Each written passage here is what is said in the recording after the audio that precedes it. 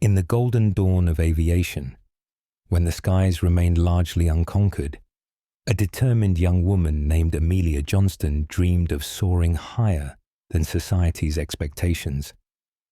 While men dominated the daring new frontier of flight, Amelia spent countless hours studying aeronautics, memorizing flight manuals, and tinkering with engines until her hands were black with oil.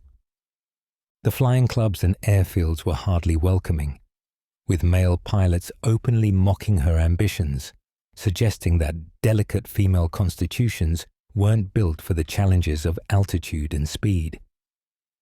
Night after night, she worked alone in her makeshift workshop, calculating fuel consumption and flight paths, modifying her aircraft for greater efficiency, and planning a journey that would silence her critics forever.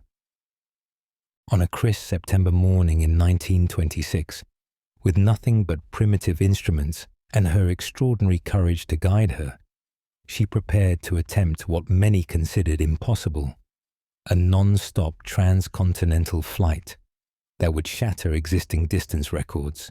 As her aircraft lifted from the earth, she felt a rush of freedom that few women of her era ever experienced, the ground falling away beneath her as she pointed her propeller toward the distant horizon.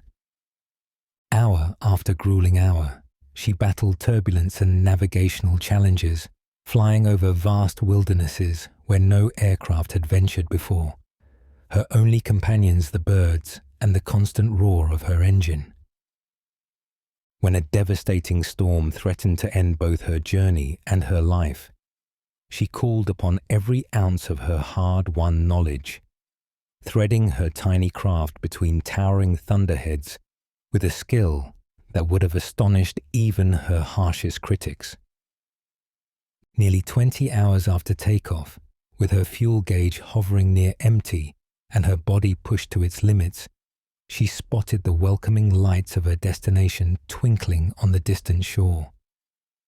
When she finally touched down, having conquered distance and disbelief in equal measure, she had not only broken records, but had opened the skies for generations of women who would follow her contrails into aviation history.